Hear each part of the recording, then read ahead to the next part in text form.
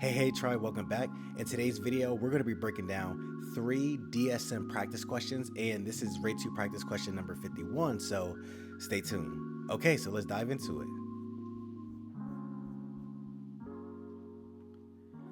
A social worker meets with a couple and their child due to ongoing disruptions within the classroom. The child struggles to remain seated and will often focus on things they find more appealing.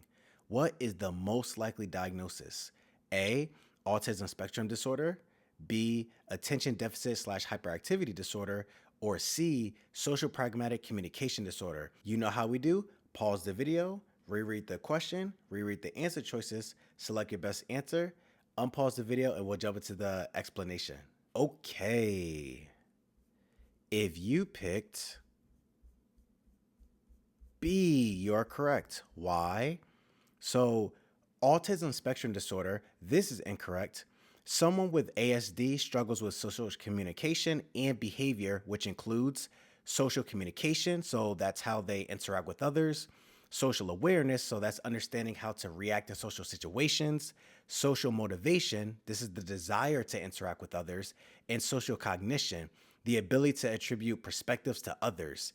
And so that was the social communication aspect of it.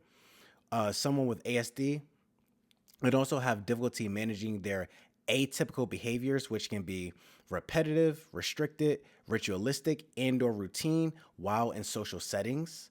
And some of the examples of those would be jumping around, rocking back and forth, excessive hand movements, head banging, obsession with putting things in order or placing them a certain way, excessively repeating certain sounds, words, and/or phrases, and very preoccupied with specific objects or subjects. And remember, this question is saying, what is the most likely diagnosis? I say treat these type of questions like Jeopardy. Hey, social worker, what's being described in a question? Is this more of a reflection of A, B, or C, and D if we had D as an answer choice?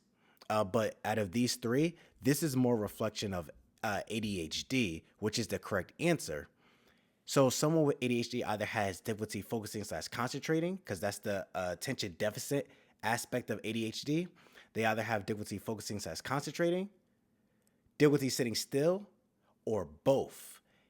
Recess is also beneficial for children with ADHD, and someone with ADHD can have issues related to their memory. And again, this question mentioned that the child is having issues with remaining seated and focusing on things that they find more appealing. And that's more so aligned with ADHD versus autism spectrum disorder or social pragmatic communication disorder. So, pragmatic, the definition is dealing with things in a sensible, realistic, and practical manner. So, in this context, it's regarding how someone socially communicates with others. When the client has poor verbal and nonverbal social communication skills, think about how people communicate socially with one another. We know how to greet others appropriately, such as how we greet a friend compared to how we greet an authority figure. We know when it's time to adjust the language we use and our tone depending on the situation. We use humor, sarcasm, we reference popular shows. We know when it's our time to speak during a conversation, when it's appropriate to change the topic of conversation, and the overall social rules of communicating. A person with social pragmatic communication disorder struggles to comprehend and communicate all of the above. They aren't very pragmatic, again, meaning dealing with things in a sensible, realistic, and practical manner when socially communicating with others. So, out of all of them, this one more so speaks to ADHD. Okay, how about this one? A social worker meets with a client who reports feeling irritable and hearing voices within the past 2 weeks. What is the most likely diagnosis? A. Schizophreniform. B. Brief psychotic disorder. C. Schizophrenia. Or D. Acute stress disorder. Again, pause the video, reread through the question, reread through the answer choices, select the best answer, unpause, and then we'll dive into it. Okay. If you picked B, you're correct. Brief psychotic disorder. Why? So, A, schizophreniform and schizophrenia is incorrect. So, Psychosis is a loss of contact from reality. Those can be visual hallucinations, that means seeing things that aren't there, auditory hallucinations, so that's hearing things that aren't there, olfactory hallucinations, so that's smelling things that aren't there. Oh, and then memory check and olfactory smells, so olfactory. Gustatory hallucinations, that's tasting things that aren't there, and tactile hallucinations, that's feeling things that aren't there. And paranoia is the irrational and persistent feeling that people are out to get you. And delusions is a strong and fixed false belief that doesn't make sense to most people. And they also have something called negative symptoms, which are decreased activities of daily living or ADLs, poor hygiene, a lack of emotion, and poverty of speech, alogia. When someone speaks very little and gives short answers without any details, or excuse me, many details. And all of these disorders below experience psychosis and negative symptoms. What differentiates them is their time frame. So when we look at the answer choices, A, schizophreniform, B, brief psychotic disorder, and C, schizophrenia, they can all experience psychosis, hallucinations, paranoia, delusions, negative symptoms. But what separates them is the time frame. Brief psychotic disorder, brief meaning not long at all. Time frame, symptoms have been occurring for less than a month. Schizophreniform, symptoms have been occurring for more than a month, but less than 6 months. And schizophrenia, symptoms have been occurring for 6 months or longer. And when we scroll back up to the question, because it mentions that these symptoms of hearing voices have been going on for the past 2 weeks, which is less than a month, that's why the answer would be B, brief psychotic disorder. And then D, acute stress disorder. This is incorrect. So with acute stress disorder, it met the time frame, which is symptoms have been occurring for less than a month. And remember, acute stress disorder is the PTSD before PTSD, but it doesn't mention anything about seeing things or nothing like that. So with acute stress disorder, the DSM-5 categorizes a traumatic event as someone who has experienced a traumatic event or learned about something traumatic. The traumatic event could relate to a death, serious injury, a serious threat, or sexual violence. And symptoms include flashbacks, intrusive memories, isolation or avoidance, memory loss, negative or less optimistic perception of the world, hypervigilance, nightmares, dissociative symptoms. And again, this is not exactly lining up with the question. So the correct answer for this one again would be B, brief psychotic disorder. And DSM practice question number 3. A social worker at an outpatient facility meets with a client who reports hearing strange voices within the past 2 months.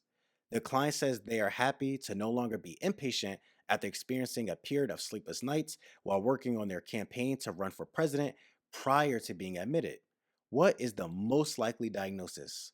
A, bipolar 1 disorder, B, schizoaffective disorder, or C, schizophreniform disorder. Again, you know how we do. Pause the video, reread through the question, reread through the answer choices, select your best answer, unpause, and then we'll break down the rationale. Okay. If you picked B, schizoaffective disorder, you are correct. Why? So, what is bipolar 1 disorder? Mania or a manic episode, which is the most severe out of bipolar 1, bipolar 2, and cyclothymic disorder. Bipolar 1 is the most severe and usually cannot function appropriately. And that's also why hospitalization is usually required. So when someone's in a manic episode, they're doing things that are considered risky, irresponsible, impulsive, and or dangerous. And again, it's the most severe, so it's on a higher level, and that's why hospitalization is usually required due to the severity of the manic behavior. In an episode of major depressive disorder, it can occur, but is not NOT not required to be diagnosed with bipolar 1 disorder. Bipolar 2 disorder, an episode of major depressive disorder is needed, but not for bipolar 1. It's not consistent enough for it to be part of like the main criteria. And some of us may think like, wait a second, Ray. Then they highlight bipolar 1 symptoms up here because it says up here the social worker was meeting with the patient and they reported periods of sleepless nights and working on a campaign to run for president prior to being admitted. That sounds like manic behavior. It does. But we don't want to overlook the other symptoms mentioned within the question, which is the hearing voices. And that's why B, schizoaffective disorder, is the correct answer. So with schizoaffective disorder, the schizo aspect, that's the psychotic symptoms, and the affect symptoms, the mood, right? And the thing about the mood symptoms, they can either be of bipolar type or depressive type. So the person has experienced psychotic symptoms and has also experienced mood symptoms at some point. The mood symptoms they experience can be symptoms of major depressive disorder or symptoms of bipolar, as in bipolar mania. So this counts for everything mentioned within a question. Bipolar 1 only counts for the sleepless nights and the grandiose goal oriented objective of becoming president and everything. And it's like schizoaffective speaks to both of them because it includes the hearing the voices as well. Schizophreniform, this is incorrect. Again, psychosis, a loss of contact from reality. So schizophreniform, they can experience visual hallucinations and auditory hallucinations, olfactory, all that, right? In the time frame, symptoms have been occurring for more than a month, but less than 6 months. And the same thing as with bipolar 1 touches on the grandiose thoughts, the goal directed activities. I'm gonna be president. And also they were hospitalized because they said they were inpatient, right? So it's like, oh, but it doesn't count for everything. Schizophreniform, it counts for hearing the voices and meets the time frame, but it doesn't count for the bipolar 1 manic behavior. Schizoaffective does. So that's why this one is B, schizoaffective disorder. Okay, tribe, that's it for today's video. That was RayTube practice question number 51, breaking down 3 DSM practice questions. Don't forget to like, comment, and subscribe, and tell us social work for it because we don't want to be licensed by ourselves. And as always, you got this. 2 practice questions a day, 1 practice exam a month.